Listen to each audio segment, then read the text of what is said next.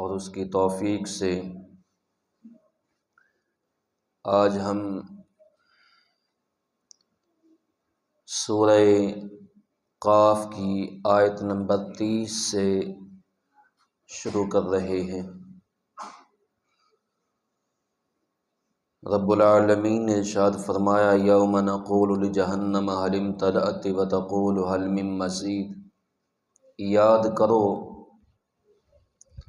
وہ دن جب ہم جہنم سے پوچھیں گے کیا تم پر ہو گئی؟ وہ کہے گی کیا کچھ اور بھی ہے۔ قیامت کا منظر، قیامت کے واقعات ایک اور انداز میں بیان کیے جا رہے ہیں۔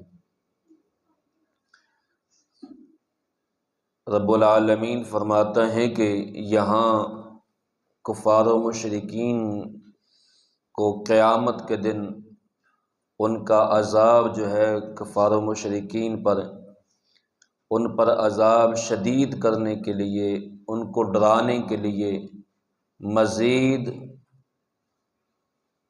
پوچھا جائے گا جہنم سے ان کے سامنے۔ وہ جہنم میں ہوں گے اور جب جہنم میں سب کفار و مشرکین فساق جا چکے ہوں گے، اب اللہ تعالی جہنم سے پوچھے گا یوم نقول لجہنم هل امتلأت وتقول هل من مزید۔ تو جہنم سے اللہ فرمائے گا کیا تو بھر گئی ہے، کیا تو پر ہو گئی ہے؟ تو جہنم آگے سے جواب دے گا کیا ابھی کچھ اور ہے؟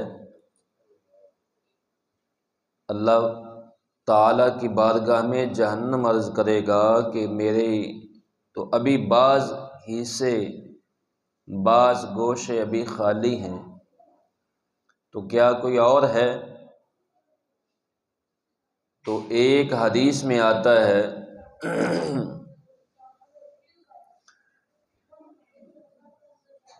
کہ قیامت کے دن جب اللہ تعالیٰ جہنم کو بھر دے گا تو جنت سے رب العالمین پوچھے گا، تو جنت ابھی خالی ہوگا۔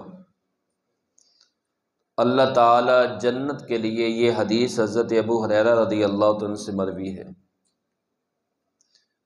تو جنت کو بھرنے کے لیے اللہ ایک مخلوق پیدا کرے گا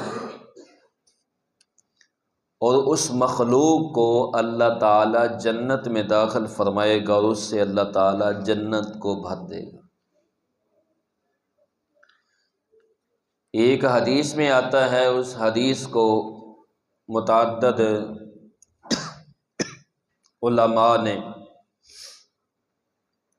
ضعیف حدیث قرار دیا ہے، اور حدیث کی روایت پر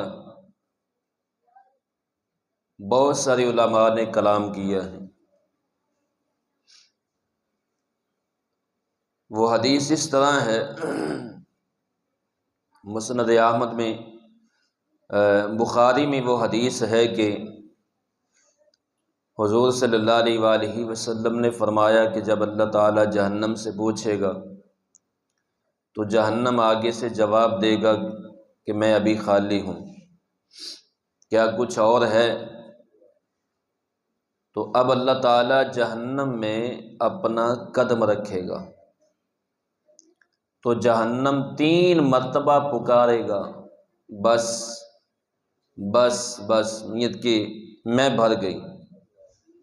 اور اس حدیث پر بہت سے محدثین نے کلام کیا ہے، اس کی روایت پر۔ بہرحال جنت کے بارے میں تو واضح رسول اللہ صلی اللہ علیہ وآلہ وسلم کے ارشاد ہے، اور جس روایت پر تمام محدثین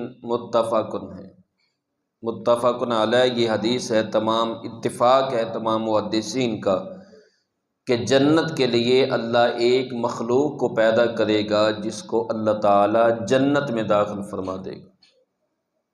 ابھی یہاں یہ سوال پیدا ہوتا ہے کہ جنت کے لیے اللہ تعالیٰ نے ایک مخلوق پیدا کی، جہنم کے اندر رب العالمین نے اپنا قدم رکھا۔ اس کی تطبیق یہ ہے کہ جنت کے اندر داخل فرمانا یہ اللہ رب العزت کا فضل ہے اور اللہ کی رحمت ہے۔ اللہ اپنی رحمت سے جس کو چاہے گا جنت میں داخل فرما دے گا۔ جہنم کے اندر بھیجنا یہ اللہ تعالیٰ کا عدل ہے۔ تو اللہ تعالیٰ کسی انسان پر قیامت کے دن ظلم نہیں کرے گا۔ اللہ ظلم کرتا بھی نہیں ہے،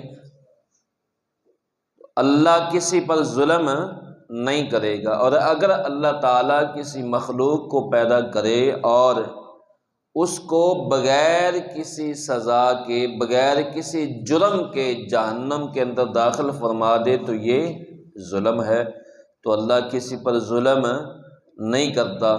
تو اگر اللہ تعالیٰ ایک مخلوق کو پیدا کرے اور اس کو جنت میں داخل فرما دے تو یہ اللہ کا فضل ہے، اللہ جس پر چاہے فضل فرما دے۔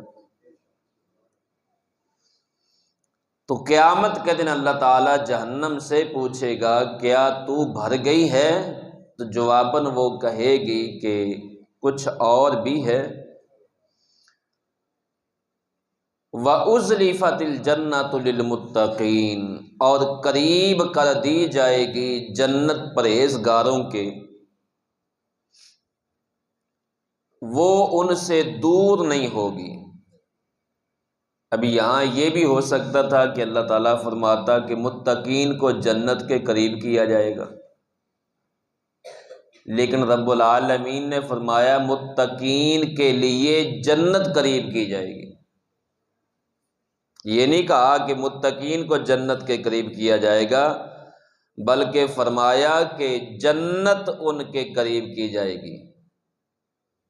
کیوں؟ جن لوگوں نے دنیا کے اندر، اللہ فرماتے ہیں کہ ہم سے ڈرتے ہوئے زندگی بسر کی ہے اور تمام عمر ہمارے احکام کی بجا آوری میں وہ کوششیں کرتے رہے، قیامت کے دن ان کی عزت افزائی یہ ہے، اور عزت افزائی کا عجیب منظر ہوگا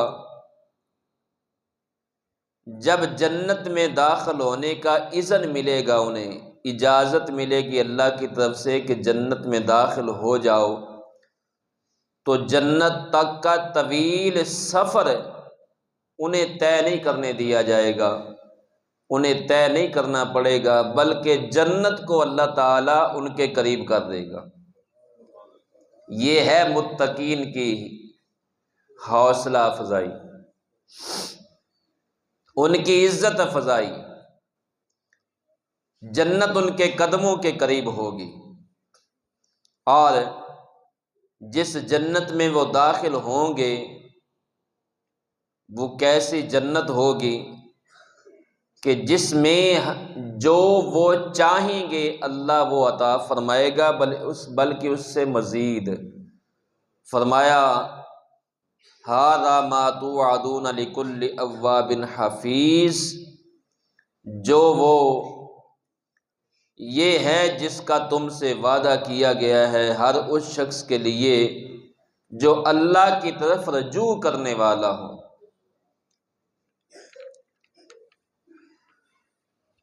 یہ جنت کا وعدہ کن سے ہے؟ متقین کے لیے، جو اللہ سے ڈرتے رہے۔ تو اللہ تعالیٰ نے جنت کا ان سے وعدہ کیا، اور وعدہ ان سے ہے اواب، جو اللہ کی طرف رجوع کرنے والے ہوں، حفیظ، اور اپنی توبہ کی حفاظت کرنے والے ہوں۔ اب یہاں اس آیت کے اندر دو لفظ آئے ہیں، ایک ہے اواب اور ایک ہے حفیظ۔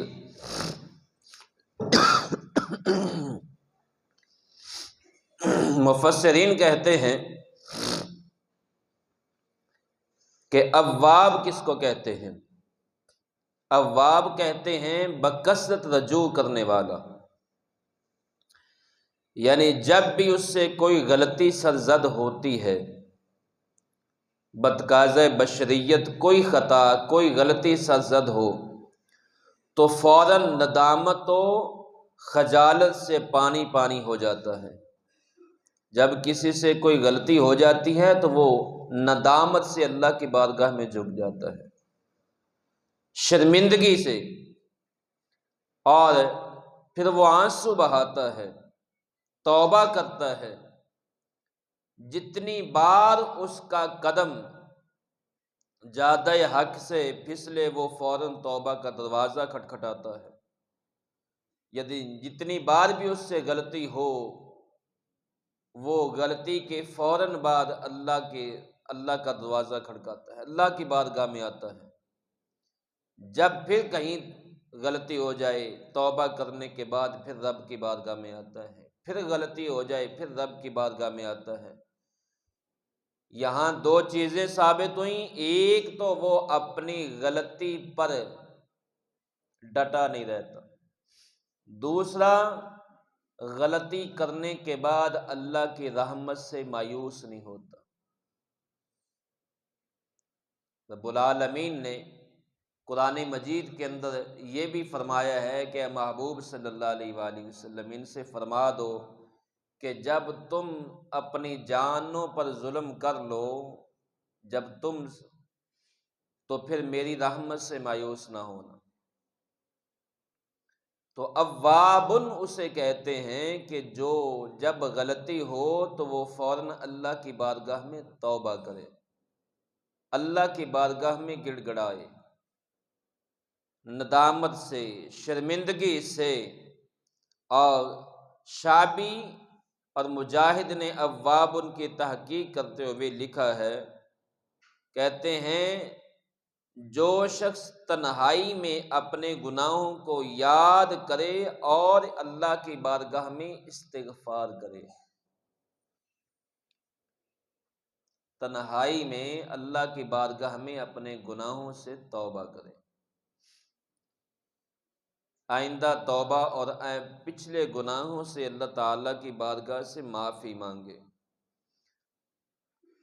اور عبید ابن حمیر فرماتے ہیں کہ ہم اواب اور حفیظ اسے کہا کرتے تھے جو اپنی مجلس سے جب اٹھے تو یہ کہے سبحان اللہ وبحمدہ اللہم انی استغفرک مما اصبت فی مجلس ھذا۔ تو اللہ تعالیٰ اس مجلس کے اندر جو اس سے خطا سرزد ہو جائے گی، جو غلطی ہوگی، جب مجلس سے اٹھنے سے پہلے یہ الفاظ کہے گا اللہ تعالیٰ ان گناہوں کو معاف فرما دے گا۔ ایک حدیث میں ہے حضور صلی اللہ علیہ وآلہ وسلم نے فرمایا جو مجلس برخاست کرنے سے پہلے یہ کہے سبحانک اللہم وبحمدک اشہد ان لا الہ الا انت استغفرک واتوب الیک، تو اس مجلس کے اندر اگر اس سے کوئی غلطی ہو گئی تو اللہ تعالیٰ ان تمام خطاؤں کو جو اس مجلس میں ہوئی تھی سب کو معاف فرما دے گا۔ یہ حضور کی گارنٹی ہے۔ اور حفیظ فرمایا جو اپنی حضرت قتادہ فرماتے ہیں حفیظ اسے کہتے ہیں یعنی اللہ تعالیٰ کے حقوق کی ادائیگی، اس کی گراں قدر نعمتوں کا شکر کرے، اور جو قوتیں اور صلاحیتیں، جو وسائل اختیارات اسے بطور امانت دیے گئے ہیں ان میں خیانت نہ کرے، اسے حفیظ کہتے ہیں۔ کہ جو رب العالمین کی طرف سے احکامات نازل کیے گئے ہیں ان کو ادا کرنے کی کوشش کرے، اور اللہ تعالیٰ نے جو اس پر نعمتیں نازل فرمائی ہیں ان کا شکریہ ادا کرے، ان نعمتوں کا شکر ادا کرے، اور جو اللہ تعالیٰ نے اس کو صلاحیتیں دی ہیں، وسائل دیے ہیں، جو اللہ تعالیٰ نے اختیارات دیے ہیں بطور امانت، ان کے اندر وہ خیانت نہ کرے، تو یہ ہے حفیظ۔ من خشی الرحمن بالغیب وجاء بقلب منیب، جو ڈرتا تھا رحمان سے بن دیکھے اور ایسا دل لیے ہوئے آیا جو یاد الہی کی طرف متوجہ تھا، جو دنیا میں اللہ سے ڈرتا رہا، رحمان سے ڈرتا رہا، اور جب قیامت کے دن اللہ کی بارگاہ میں حاضر ہو تو ایسا دل لے کے آئے کہ جو دل اللہ کی یاد سے معمور ہو، اللہ کے ذکر کے اندر۔ تو یہ کب ہوگا؟ جب ہم دنیا میں اللہ رسول صلی اللہ علیہ وآلہ وسلم کے احکامات کی ادائیگی میں زندگی گزاریں گے، اللہ رسول کی اطاعت و فرما برداری میں، اور جب ہماری زبان جو ہے وہ اللہ کے ذکر سے تر رہے، رسول اللہ صلی اللہ علیہ وآلہ وسلم کی محبت میں جب ہم اپنی زندگی گزاریں، حضور کی غلامی میں، تو پھر جب وہ انسان اللہ کی بارگاہ میں جب اٹھے گا قیامت کے دن، تو اس کا دل جو ہے ان دلوں کے اندر شمار کیا جائے گا کہ جو اللہ کی یاد میں ڈوبے رہے۔ ادخلوہا، ان کے لیے پھر رب العالمین فرمائے گا ادخلوہا بسلام، داخل ہو جاؤ جنت میں سلامتی کے ساتھ۔ ذالک یوم الخلود، یہ ہمیشگی کا دن ہے، یعنی یہ جنت جس میں تمہیں داخل کیا جا رہا ہے، جب جنتی جنت میں داخل ہوں گے تو ان کا استقبال کرنے کے لیے آگے جنت فرشتے اور حوریں ان کو کہیں گے السلام علیکم، اور اللہ خود اپنی شایان شان فرمائے گا آج تم سلامت ہو۔ ادخلوہا بسلام، جنت میں داخل ہو جاؤ سلامتی کے ساتھ۔ ذالک یوم الخلود، یہ ہمیشگی کا دن ہے، اب تمہیں یہاں سے نکالا نہیں جائے گا۔ جنت میں داخل ہونے کے بعد یہاں سے نکالا نہیں جائے گا، بلکہ یہی نہیں فرمایا لہم ما یشاؤون فیہا ولدینا مزید، انہیں ہر وہ چیز ملے گی جنت میں، ہر وہ چیز ملے گی جس کی وہ خواہش کریں گے، اور فرمایا ولدینا مزید، اور ہمارے پاس تو اس کے سوا ان کے لیے اور بھی زیادہ ہے، جو وہ خواہش کریں گے وہ بھی ملے گا، ولدینا مزید، اس کے علاوہ بھی ہماری طرف سے ملے گا۔ مزید کیا ہے؟ جنت کے اندر مسند احمد بن حنبل میں یہ حدیث ہے، حضور نے فرمایا کہ جنت میں جنتی جو خواہش کرے گا، جو طلب کرے گا، اسی وقت اس کے پاس وہ چیز حاضر ہو جائے گی، اس کو جانا نہیں پڑے گا۔ جنتی اپنے تختوں میں بیٹھے ہوں گے، اپنی مسندوں پر ہوں گے، اور وہ پھل ان کے قریب آ جائے گا، جو وہ چیز مانگیں گے وہ قریب آ جائے گی۔ اور مسند احمد بن حنبل میں حدیث ہے کہ حضور صلی اللہ علیہ وآلہ وسلم نے فرمایا حتیٰ کہ جنتی جنت میں اگر اولاد کی خواہش کریں گے، اولاد کی خواہش کریں گے تو یہ آنن فانن اولاد بھی ان کی ہاں ہو جائے گی، یعنی یہ حمل اور وضع حمل کا لمبا طویل دورانیہ جو ہے اس سے نہیں گزرنا پڑے گا۔ جیسے اللہ فرماتا ہے کن فایا کون، ادھر وہ خواہش کریں گے تو اولاد ان کے ہاں آنن فانن ہو جائے گی۔ اور مزید کیا ہے؟ حضور فرماتے ہیں مزید یہ ہے جب جنتیوں کو جنت میں جہاں دوسری ان کی خواہش کے مطابق ہر چیز مل رہی ہوگی، تو اس سے مزید کیا ملے گا؟ وہ مزید اللہ کا دیدار ہوگا اور اللہ کی خوشنودی ہوگی۔ اللہ تعالیٰ جنت میں جنتیوں کو اللہ تعالیٰ اپنے دیدار سے نوازے گا، اور یہ جنتیوں کے لیے سب سے بڑا انعام ہوگا اللہ کا دیدار۔ اللہ رب العزت کی بارگاہ میں دعا ہے اللہ تعالیٰ مجھے اور آپ احباب کو اللہ رسول صلی اللہ علیہ وآلہ وسلم کے احکامات